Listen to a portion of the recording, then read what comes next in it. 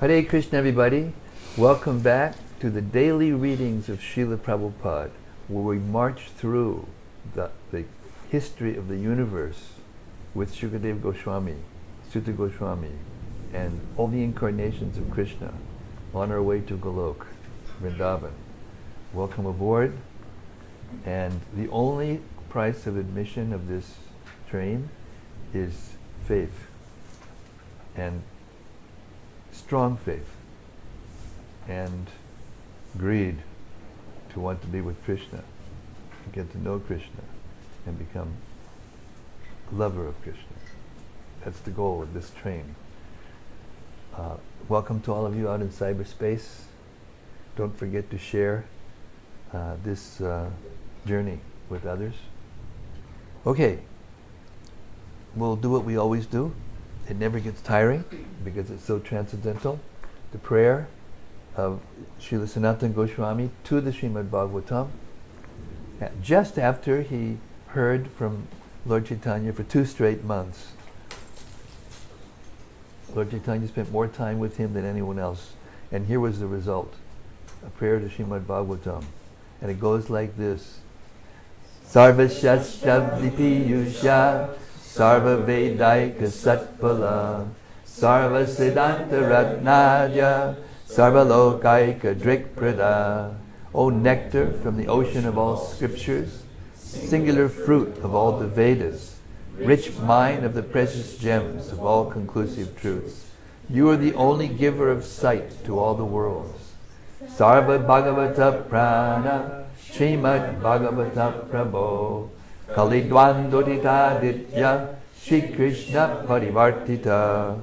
O life air of all the Supreme Lord's devotees, O Master Srimad Bhagavatam, you are the sun risen in the darkness of Kali. You are the exact image of Sri Krishna. Paramananda Pataya Prema Varshaksharaya. Syllable pours down a flood of prema.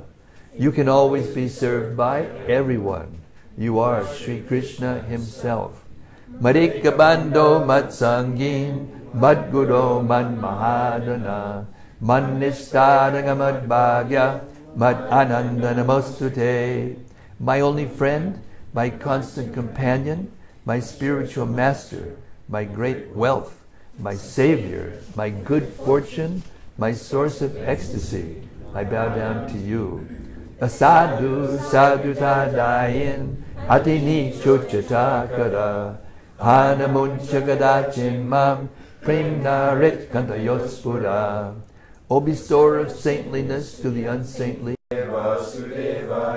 Om Namo Bhagavate Vasudevaya.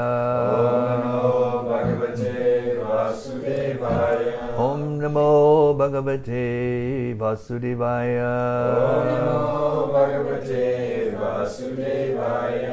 So, the Yamadutas have come back to their master, Yamaraj.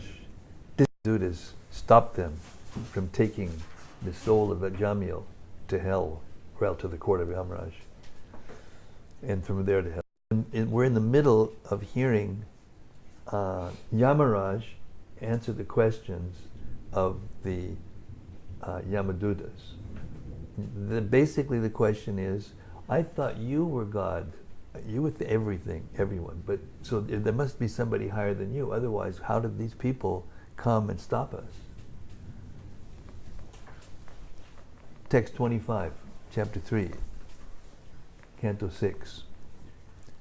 Because they are bewildered by the illusory energy of the Supreme Personality of Godhead, Yajnavalkya and Jaimini and other compilers of the religious scriptures cannot know the secret, confidential religious system of the 12 Mahajans. They cannot understand the transcendental value of performing devotional service or chanting the Hare Krishna mantra, because their minds are attracted to the ritualistic ceremonies mentioned in the Vedas, especially the Yajurveda, Samaveda, and Rigveda. Their intelligence has become dull. Thus they are busy collecting the ingredients for ritualistic ceremonies that yield only temporary benefits, such as elevation to Swargaloka for material happiness. They are not attracted to the Sankirtan movement. Instead, they are interested in Dharma, Artha, Kama, and Moksha. Purport.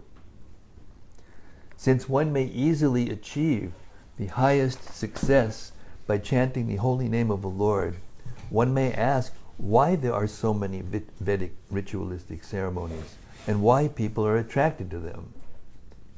This verse answers that question.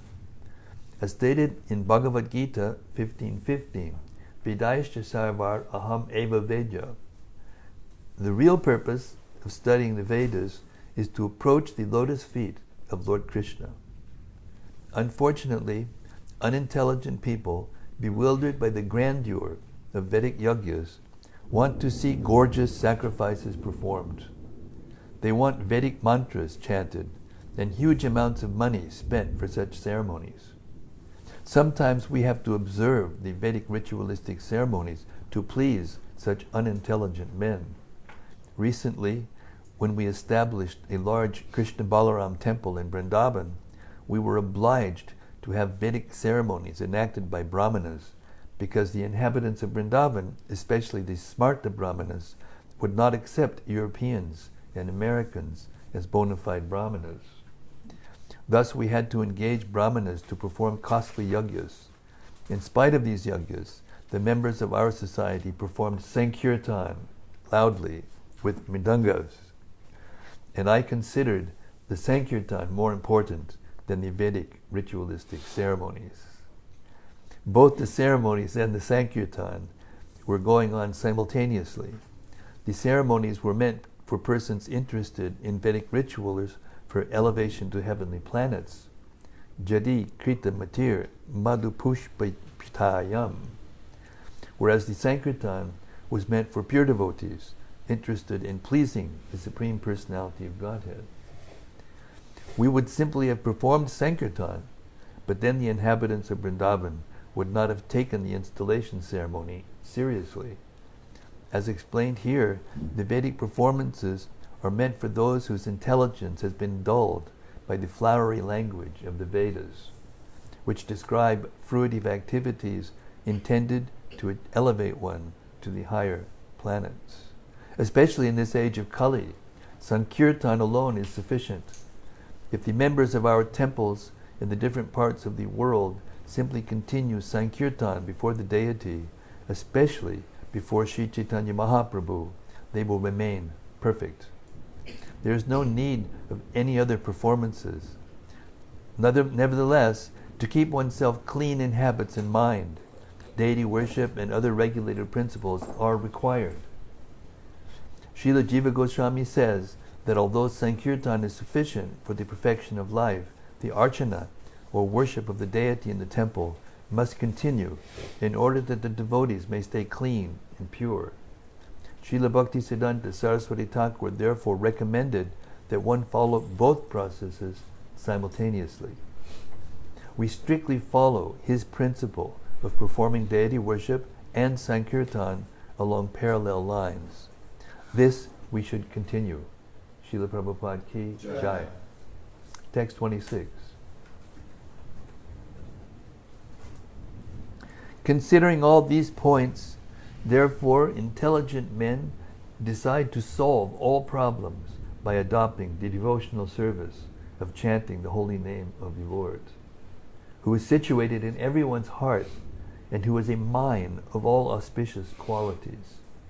Such persons are not within my jurisdiction for punishment. Generally, they never commit sinful activities, but even if by mistake or because of bewilderment or illusion, they sometimes commit sinful acts, they are protected from sinful reactions because they always chant the Hare Krishna mantra. Yamaraja ki Jai. Purport. In this regard, Srila Vishwanath Chakravarti Thakur quotes the following verse from the prayers of Lord Brahma, Bhagavatam 10:14-29. Atapi te devapadam puja dvaya prasada lesha nugrahita evahi janati tatmam bhagavan mahimno. The The purport is that even though one is a very learned scholar of the Vedic Shastras, he may be completely unaware of the existence of the Supreme Personality of God, qualities, and so forth, whereas one who is not a great scholar can understand the position of the Supreme Personality of Godhead if he somehow or other becomes a pure devotee of the Lord by engaging in devotional service.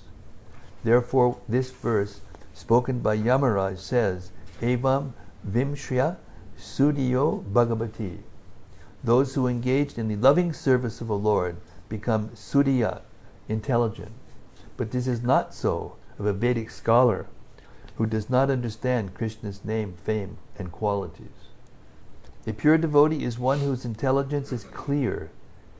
He is truly thoughtful because he engages in the service of the Lord, not as a matter of show, but with love, with his mind, words, and body. Non-devotees may make a show of religion, but it is not very effective because although they ostentatiously attend a temple or church, they are thinking of something else.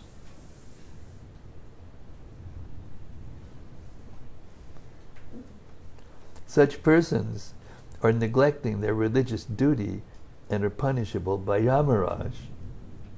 But a devotee who commits sinful acts which he may do unwillingly or accidentally because of his former habits is excused. That is the value of the Sankirtan movement. Text 27. My dear servants, please do not approach such devotees, for they have fully surrendered to the lotus feet of the Supreme Personality of Godhead. They are equal to everyone, and their narrations are sung by the demigods and the inhabitants of Siddhaloka. Please do not even go near them. They are always protected by the club of the Supreme Personality of Godhead, and therefore Lord Brahma and I, and even the time factor, are not competent to chastise them.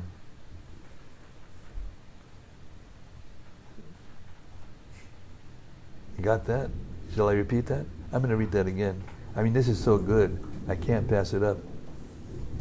Besides, Art just walked in the door. He didn't hear the whole verse. My dear servants. Did it go off? Because the electricity went off and on. Could we lost? It's fine. Fine? Okay. My dear servants, please do not approach such devotees, for they have fully surrendered to the lotus feet of the Supreme Personality of Godhead.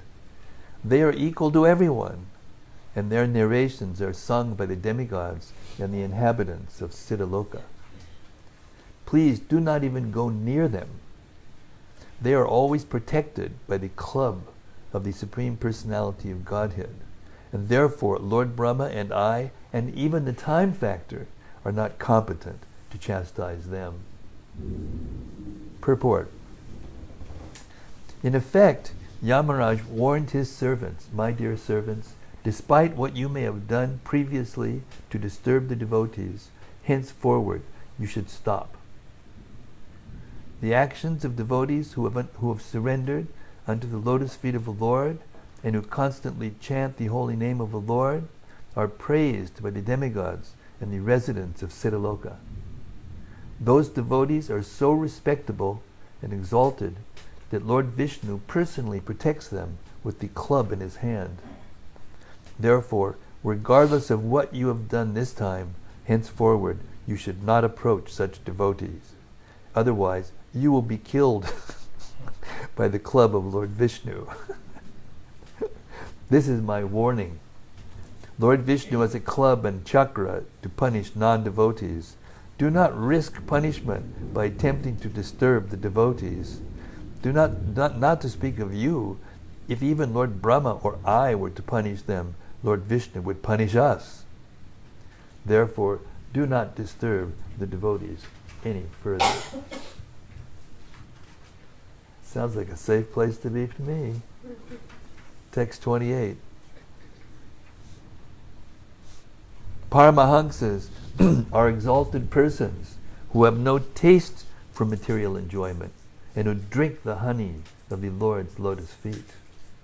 My dear servants, bring to me for punishment only persons who are averse to the taste of that honey, who do not associate with Paramahamsas, and who are attached to family life and worldly enjoyment, which form the path to hell. Purport. After warning the Yamadutas not to approach the devotees, Yamaraj now indicates who is to be brought before him. He specifically advises the Yamadutas to bring him the materialistic persons who are attached to household life merely for sex. As stated in Srimad-Bhagavatam, Yan Maitunadi Grihamedi Sukham Hituchcham. People are attached to household life for sex only. They are always harassed in many ways by their material engagements, and their only happiness is that after working very hard all day, at night they sleep and indulge in sex. Nidraya riyate naktam vyabhayena chava vayaha. At night, materialistic householders sleep or indulge in sex life. Diva charte aya rajan katumba balane nava. During the day, they are busy trying to find out where money is, and if they get money, they spend it to maintain their families. Yamaraj specifically advises his servants to bring these persons to him for punishment, and not to bring the devotees who always lick the honey at the lotus feet of the Lord, who are equal to everyone, and who try to preach Krishna consciousness because of sympathy for all living entities. Shall I repeat that? Oh, all right. Yamaraj specifically advises his servants to bring these persons to him for punishment, and not to bring the devotees who always lick the honey of the lotus feet of the Lord, who are equal to everyone, and who try to preach Krishna consciousness because of sympathy for all living entities. Devotees are not liable to punishment by Yamaraj, but persons who have no information of Krishna consciousness cannot be protected by their material life of so-called family enjoyment. Srimad-Bhagavatam says 2.1.14, Deha patya kalatradishu atma sanye shasat api tesham pramato nidhanam pashyan api napashyati. Such persons complacently believe that their nations, communities, or families can protect them, unaware that all such fallible soldiers will be destroyed in course of time. In conclusion, one should try to associate with persons who engage in devotional service 24 hours a day. Text 29. My dear servants, please bring to me only those sinful persons who do not use their tongues to chant the holy name and qualities of Krishna, whose hearts do not remember the lotus feet of Krishna even once, and whose heads do not bow down even once before Lord Krishna. Send me those who do not perform their duties toward Vishnu, which are the only duties in human life. Please bring me all such fools and rascals. Well, kids, it looks like you're all safe. But we still have to go forward. We can't rest on our laurels. Purport. The word Vishnu Krityan is very important in this verse because the purpose of human life is to please Lord Vishnu. Varnashrama Dharma is also meant for that purpose. As stated in the Vishnu Purana 3.8.9, Varnashrama Charabhata Purushena Padak Puman Vishnur Aradyate Panta Nanyat Tat Toshakaranam. Human society is meant to follow strictly the Varnashram Dharma, which divides society into 4 social divisions, Brahmana, Kshatriya, Vaishya, and Shudra, and 4 spiritual divisions, Brahmacharya, Grihastha, Vanaprastha, and Sannyas. Varnashrama Dharma easily brings one nearer to Lord Vishnu, who is the only true objective in human society. Nate vidu svargatitim hi Vishnu. Unfortunately, however, people do not know that their self-interest is to return home, back to Godhead, or to approach Lord Vishnu. Durashaya ye bahir artamanina. Instead, they are simply bewildered. Every human being is expected to perform duties meant for approaching Lord Vishnu. Therefore, Yamaraja advises the Yamadutas to bring him those persons who have forgotten their duties toward Vishnu. Akrita Vishnu Krityan. One who does not chant the holy name of Vishnu, Krishna, or one who does not bow down to the deity of Vishnu, and who does not remember the lotus feet of Vishnu, is punishable by Yamaraj. In summary, all Vaishnavas, persons unconcerned with Lord Vishnu, all Avaishnavas, persons unconcerned with Lord Vishnu, are punishable by Yamaraj. Hare Krishna. Text 30. Then Yamaraj, considering himself and his servants to be offenders, spoke as follows, begging pardon from the Lord. O my Lord, my servants have surely committed a great offense by arresting a Vaishnava, such as Ajamil. O Narayana, O supreme and oldest person, please forgive us. Because of our ignorance, we failed to recognize Ajamil as a servant of your lordship, and thus we have certainly committed a great offense. Therefore, with folded hands, we beg your pardon. My Lord, since you are supremely merciful and are always full of good qualities, please pardon us. We offer our respectful obeisances unto you. Purport. Lord Yamaraj took upon himself the responsibility for the offense committed by his servants. If the servant of an establishment makes a mistake, the establishment takes responsibility for it. Although Yamaraj is above offenses, his servants, practically with his permission, went to arrest Ajamil, which was a great offense. The Nyaya Shastra confirms Britya Parad, the offense. Taking this seriously, Yamaraj, along with his servants, prayed with folded hands to be excused by the Supreme Personality of Godhead, Narayana. Text 31. Shukadev Goswami continued, My dear king, the chanting of the holy name of the Lord is able to uproot even the reactions of the greatest sins. Therefore, the chanting of the Sankirtan movement is the most auspicious activity in the entire universe. Please try to understand this so that others will take it seriously. Purport.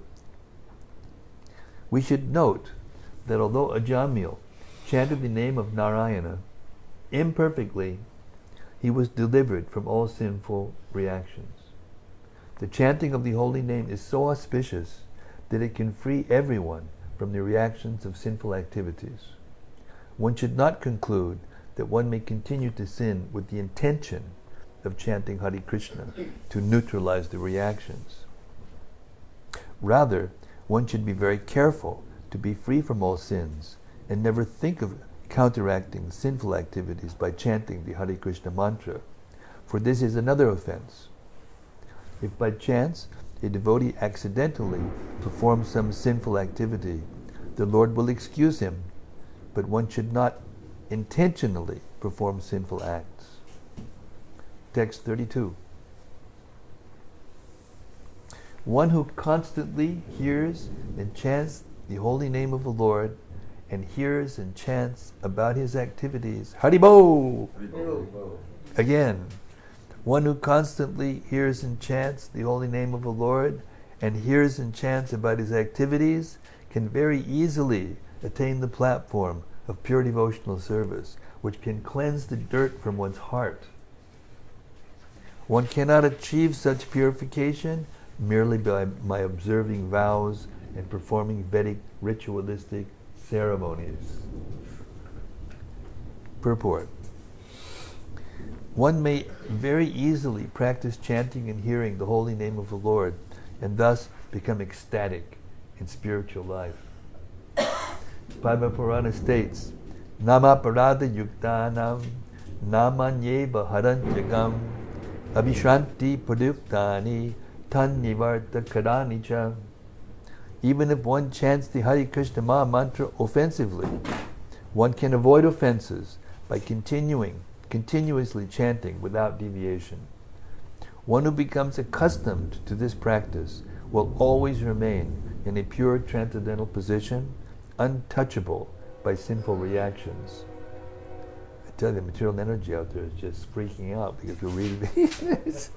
No, don't listen to this.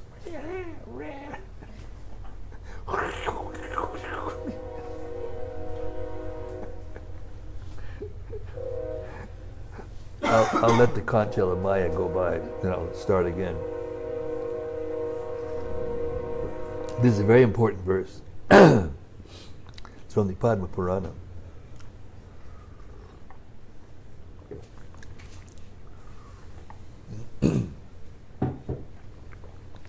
Even if one chants the Hare Krishna Maha Mantra offensively, one can avoid offenses by continuously chanting without deviation. One who becomes accustomed to this practice will always remain in a pure transcendental position, untouchable by sinful reactions. Shukadeva Goswami especially requested King Parikshit to note this fact very carefully. There is no profit, however, in executing the Vedic ritualistic ceremonies. By performing such activities, one may go to the higher planetary systems, but as stated in Bhagavad Gita 9:21, Chine punye marchalokam vishanti. When the period of one's enjoyment in the heavenly planets is terminated because of the limited extent of the results of one's pious activities, one must return to earth.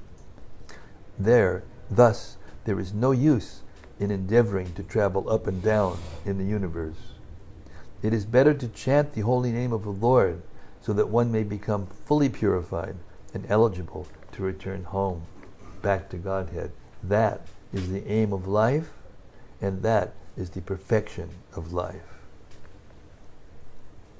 Text 33. Did you notice how Prabhupada never uses the word perhaps, maybe? Did you notice that? In all of his writing, you'll never see the word perhaps or maybe. It's incredible when you think about it. Text 33.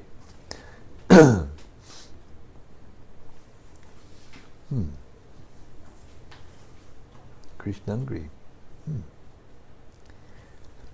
Devotees who always lick the honey from the lotus feet of Lord Krishna do not care at all for material activities, which are performed under the three modes of material nature and which bring only misery. Indeed, devotees never give up the lotus feet of Krishna to return to material activities. Others, however, who are addicted to Vedic rituals because they have neglected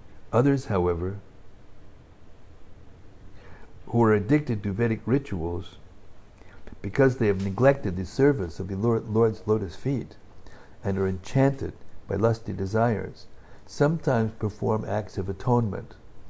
Nevertheless, being incompletely purified, they return to sinful activities again and again. Purport. A devotee's duty is to chant the Hare Krishna mantra. I'll repeat that.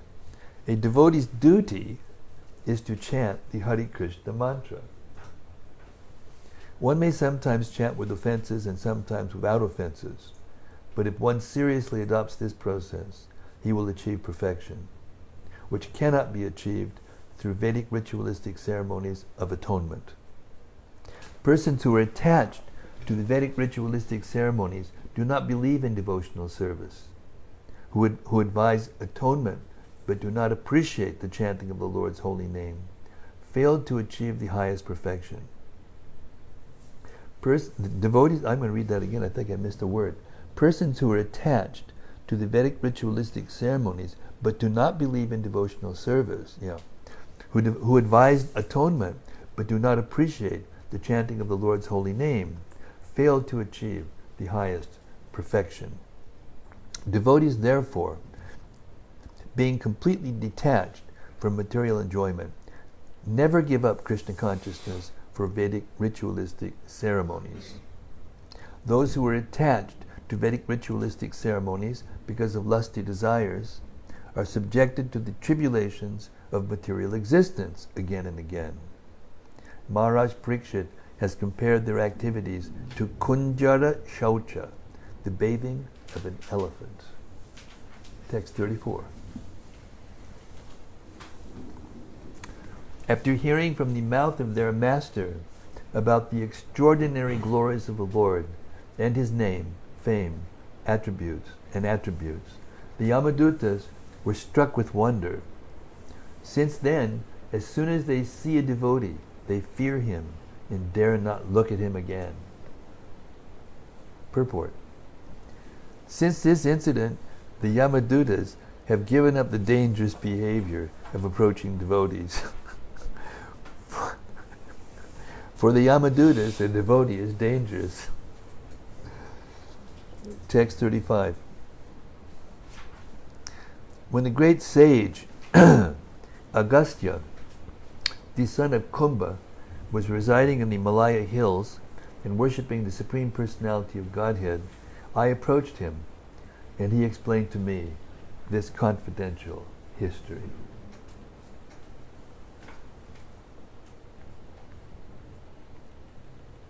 Thus end the Bhaktivedanta purports of the 6th canto, 3rd chapter of Srimad-Bhagavatam, entitled Yamaraja Instructs His Messengers.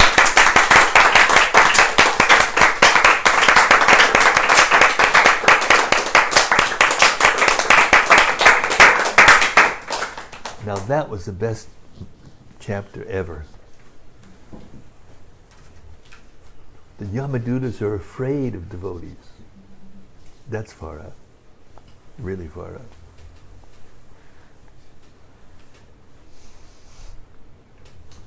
You got that? You got it? Yeah.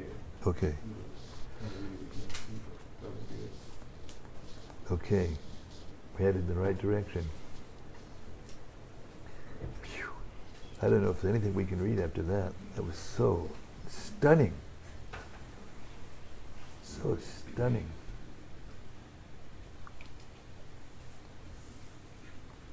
But we got to move on. Chapter 4. The Hansaguya prayers.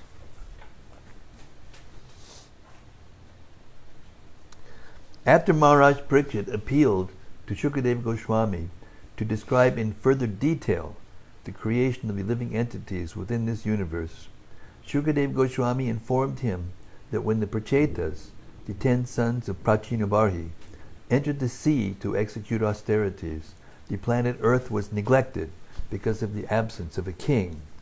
Naturally, many weeds and unnecessary trees grew, and no food grains were produced. Indeed, all the land became like a forest. When the 10 Prachetas came out of the sea and saw the entire world full of trees, they were very angry with the trees and decided to destroy them all to rectify the situation. Thus the Prachetas created wind and fire to burn the trees to ashes. Soma, however, the king of the moon and the king of all vegetation,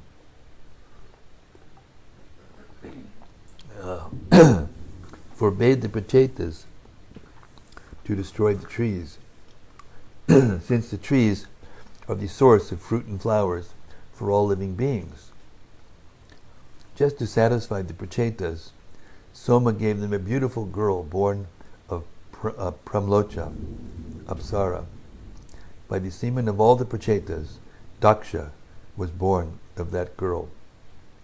In the beginning, Daksha created all the demigods, demons, and human beings. But when he found the population not increasing properly, he took sannyas and went to the Vindhya mountain, where he underwent severe austerities and offered Lord Vishnu a particular prayer known as Hansaguya, by which Lord Vishnu became very pleased with him. The contents of the prayer were as follows. The Supreme Personality of Godhead, the Supersoul, Lord Hari, is the controller of both the living entities and the material nature. He is self-sufficient and self-effulgent.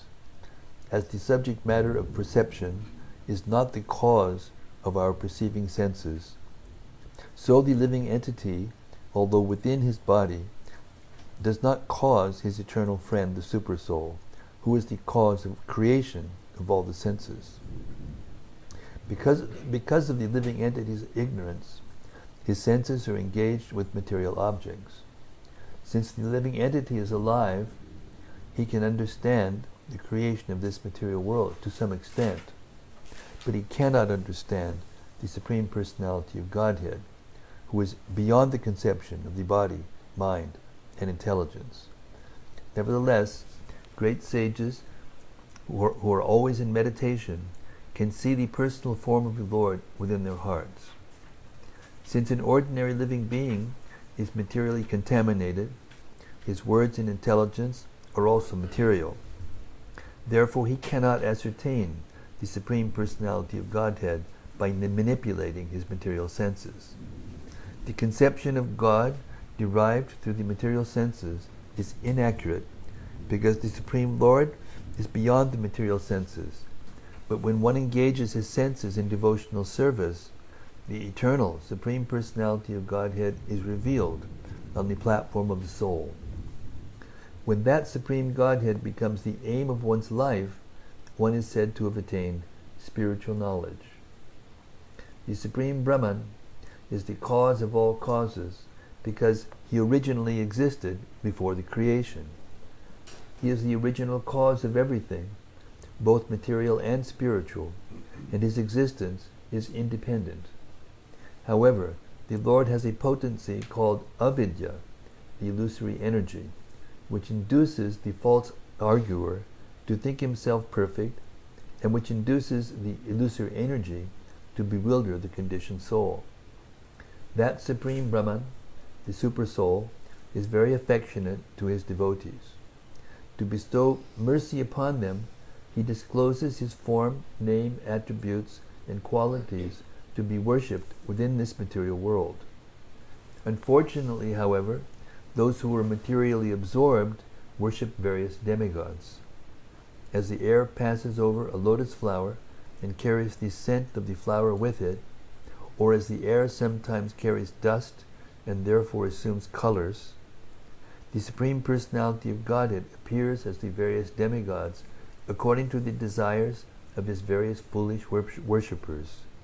But actually, he is the Supreme Truth, Lord Vishnu.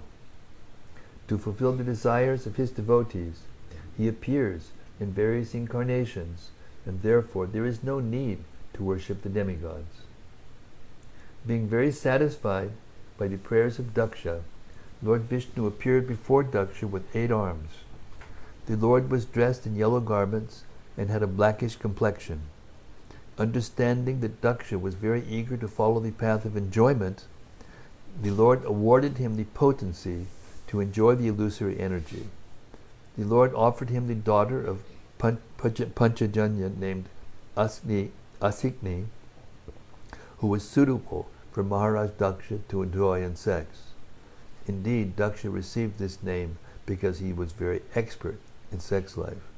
After awarding this benediction, Lord Vishnu disappeared. That's just the summary. Now we get to the chapter. Wow. Text 1 and 2.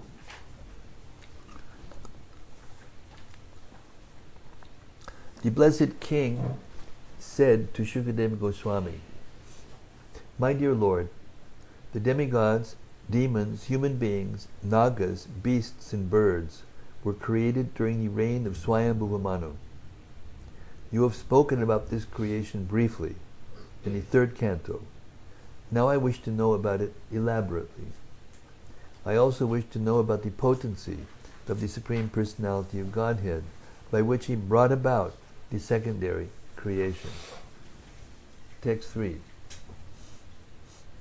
Shukadeva Goswami said, O great sages assembled at Naimisharanya, after the great yogi Shukadeva Goswami heard King Parikshit's inquiry, he praised it and thus replied. Text 4. Shukadeva Goswami said, when the 10 sons of Prachinabarhi emerged from the waters in which they were performing austerities, they saw that the entire surface of the world was covered by trees. Purport. When King Prachinabarhi was performing Vedic rituals in which the killing of animals was recommended, Narada Muni, out of compassion, advised him to stop. Prachinabarhi understood Narada properly and then left the kingdom to perform austerities in the forest.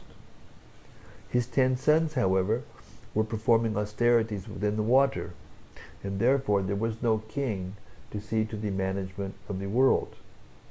When the 10 sons, the Pachetas, came out of the water, they saw that the earth was overrun with trees. When a government neglects agriculture, which is necessary for the production of food, the land becomes covered with unnecessary trees. Of course, many trees are useful because they produce fruits and flowers, but many other trees are unnecessary. They could be used as fuel and the land cleared and used for agriculture. When the government is negligent, less grain is produced.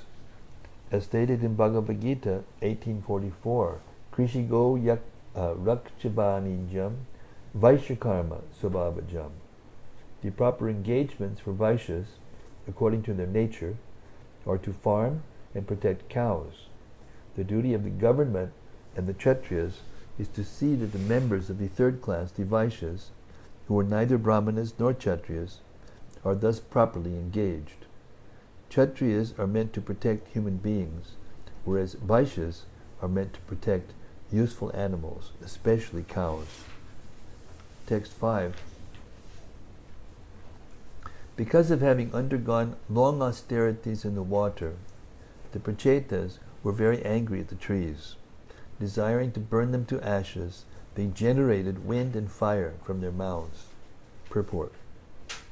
Here the word Tapo Dipita Manyava indicates that persons who have undergone severe austerity, tapasya, are endowed with great mystic power, as evinced by the Prachetas, who created fire and wind from their mouths. Although devotees undergo severe tapasya, however, they are vimanyava sadhava, which means they are never they are never angry. They are always decorated with good qualities. Bhagavatam 3:25-21 states, Tatikshava karunika surida sarvadehinam ajata shatrabhak shanta sadhavak sadhabhushana. A sadhu, a devotee, is never angry. Actually, the real feature of devotees who undergo tapasya, austerity, is forgiveness. I'll repeat that. A sadhu, a devotee, is never angry. Actually, the real feature of devotees who undergo tapasya, austerity, is forgiveness.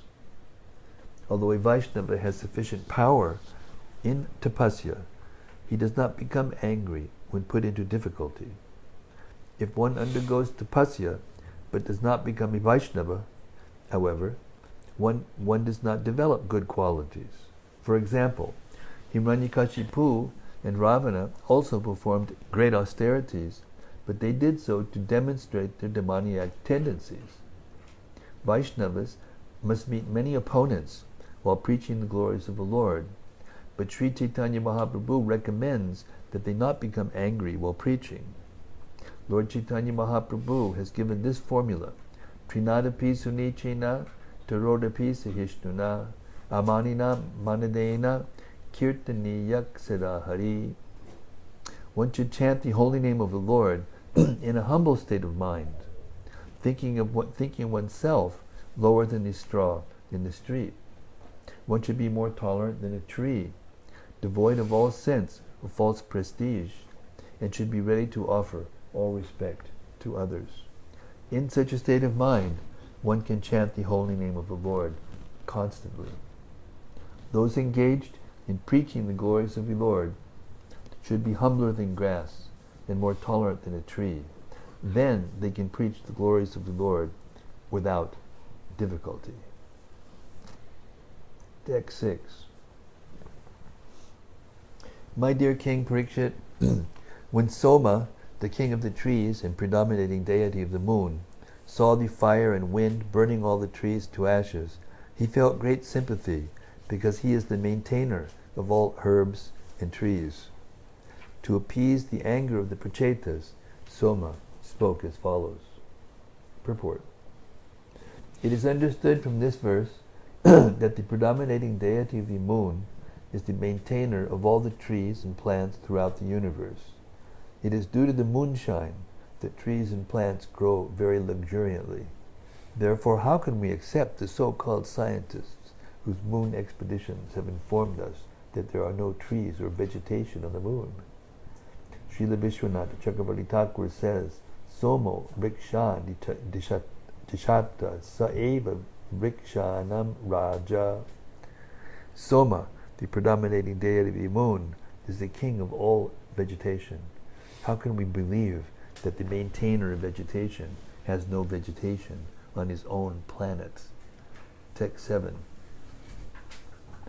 O greatly fortunate ones, you should not kill these poor trees by burning them to ashes. O greatly fortunately ones, you should not kill these poor trees by burning them to ashes. Your duty is to wish the citizens, prajas, all prosperity, and to act as their protectors. Purport. It is indicated herein that the government or king has the duty of protecting not only the human beings, but all other living entities, including animals, trees, and plants. No living entity should be killed unnecessarily. Text 8.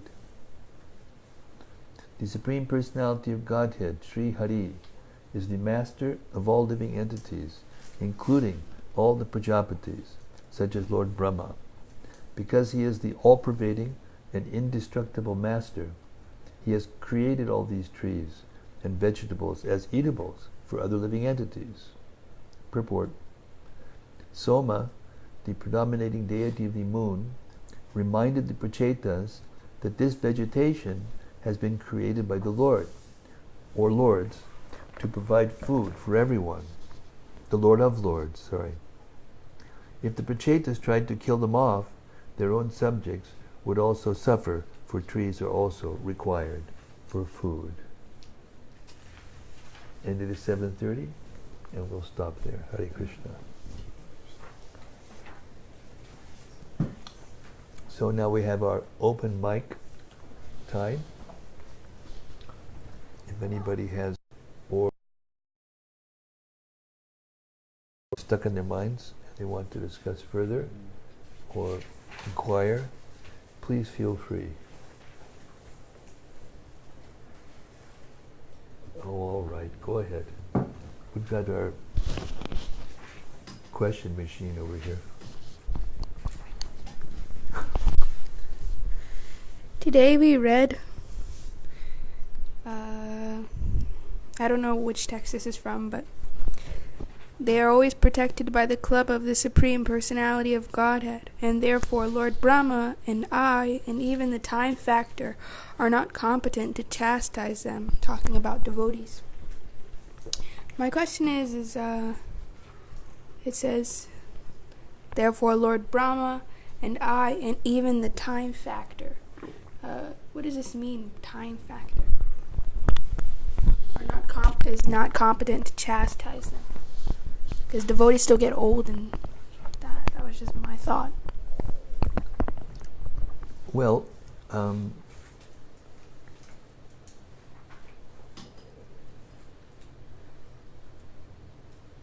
material nature is created by Krishna, and in order to manage it, he expands himself into the time factor.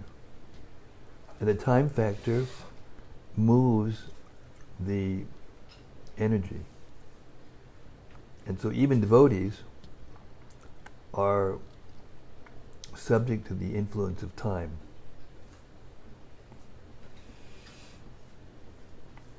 Devotees, non-devotees, everyone is subject to the influence of time. Just like, a devotee must leave their body. Everybody, whether devotees or not, liberated or not, they cannot stay in the body forever here in this material world.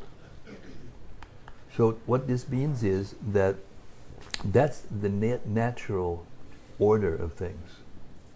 But within that natural order of things, some persons are punishable and some are not. Everyone is under the nature of a time factor, in a sense is punishable, otherwise why would they be in this material world? But there are those that are more punishable by dint of the activities that we heard about, sinful activities, and gross, greedy and lusty and angry activities. But those who are following the Vedic principles, they're not subject to that so much. They tend to stay where they are or go up. But the devotees of our Lord are transcendental, and this is the meaning of that statement. The devotees are not even punishable by the time factor, because at the time factor, they don't take another birth in the material world. They leave the material world altogether and escape the time factor and go back to the spiritual world. So therefore the time factor cannot chastise a pure devotee in the sense of bringing them back into the material world to be further chastised.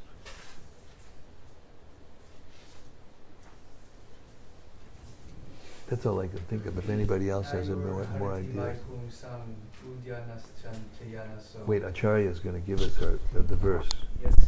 We have a Uttama shloka vartaye. We have a scholar in the crowd. You should say that again because you didn't say the whole thing into the microphone. Ayur harati vai pungsang udyanaschan sayana show. Now it was there and now it went. Ayur harati vai pungsang udyanaschan sayana show. Tasyarche nadkshano nita uttama shloka vartaye. Uttama shloka. Yeah, okay. Go ahead. That the passing of the sun and the moon take away the life of everyone except one who spends their time hearing and chanting about the Supreme Personality of Godhead. Yes, very nice. Very nice. Devotees are not subject to punishment by that time factor. They're using that time factor to achieve their immortality. Correct. Just came in my mind. That's good. That's a very good documentary evidence that you've given us from the Bhagavatam. I think that confirms more or less what I just said. Did it? Yeah. Okay, good. That was a comment. I have a question also. So,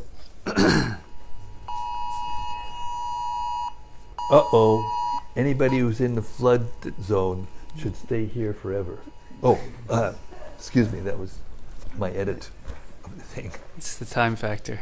Yeah. So, in hearing... You need to turn the thing around. You're sitting like a lump on a log, just... In hearing about the different treatments that the Yamadutas have to meter out, that bring to me only those persons who never spend their time hearing the glories, chanting or bowing down. So my question is that when we go out on Sankirtan and we meet people, sometimes Atmavan Manyate Jagat, we tend to see the world in terms of our vision. So because we're devotees or aspiring devotees, my realization recently has been that I generally expect other people to be like me. That's just but we meet so many varieties of people, and a lot of them may be of this other category, atheist. And so it's difficult for me to understand how other living entities, for us it's very clear, it's very common sense. And the purport was mentioning, if one doesn't worship Vishnu, they're failing their human duties. For us, it's something we can do. We can utilize our free will. But for an atheist class, people who are not believing in God or they're averse to God, then they're not going to do that. And it seems almost impossible. It seems very difficult for them to have that opportunity due to their own conditioning. So what's your question? So my question is, how is it possible? I guess it's just a phenomenon that I'm contemplating, and I'm wondering, it doesn't, in one sense, I'm going to go on a limb here just to challenge a little bit, but it doesn't seem fair that for one who has sufficient sukriti, they can do it. We can bow down. But if one doesn't have sukriti, they can't do it. Therefore, and they're going to get punished. Therefore, the understanding of this chapter and these verses that you're talking about require faith. But whether you have faith or not, this is the fact.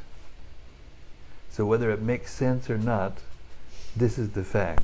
The fire that will when burn you. you. When you go out, listen. Sorry. Okay? Thank you. When you go out and give a book to somebody and they agree to give a donation and you get them to chant Hare Krishna even once, the Yamadutas can't touch them. Can't even approach them. That is the glories of the holy name of the Lord and the glory of Lord Chaitanya's Sankirtan movement. Because although it may not make sense, his appearance transcends, therefore he's called Namo Mahavaranyaya, Krishna Prema Pradayate, Krishnaya Krishna Chaitanya Namni. He's the most munificent incarnation of Krishna, even more than Krishna, but he is Krishna. So whether we understand it or not, or whether it seems fair or not, or whatever you think, that is his will. And by his will, anything is possible, even the impossible. So that, Jiva Goswami says that unless one actually, as you said at the beginning of your soliloquy, unless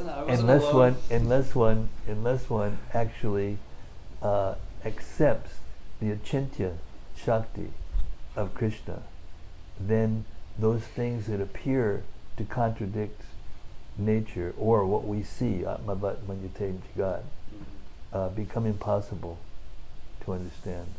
Only the devotees can understand. So it's not fair, it's not unfair that the non-devotees can't understand. But if they chant Hare Krishna once by the effort of the Sankirtan movement, then the Yamadutas, they can't touch them. Because what Yamaraja just gave them the instruction not to.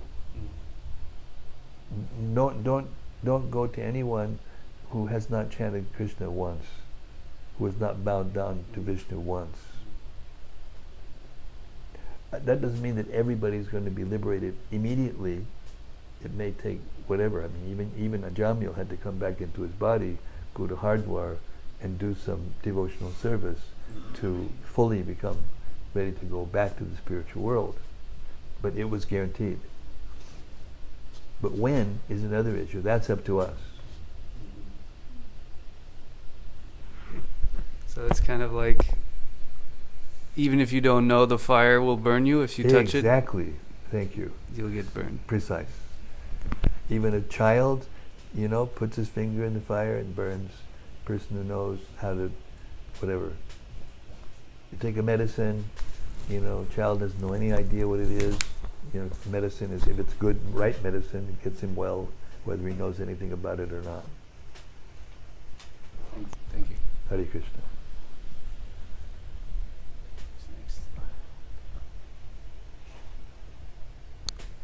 I want to read this.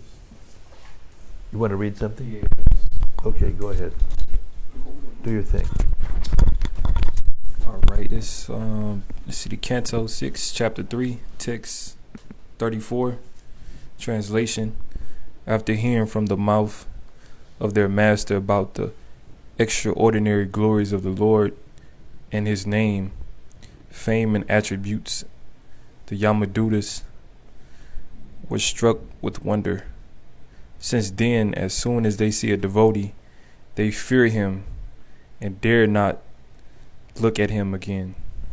I don't know, I just felt that was very powerful. I just felt that felt that within me, in my soul, that was powerful. So Hare Krishna to that. Well said. Yeah, because I was looking, Well said. I was looking at one of the magazines. That's why. One of the new magazines. That's why the devotees are the only ones who are actually fearless. Who can actually be fearless, because even the most powerful persons to, beat are going to be cannot. And with that, I'd bid you adieu. I'm going because I got to go. Tomorrow. I've got to do overdubs. All the things that we've made little mistakes here and there, missing a word or something. Because when you're trying to get this right, so we have to go and correct all those things that we've done so far. Hare Krishna. Thank all of you out in cyberspace.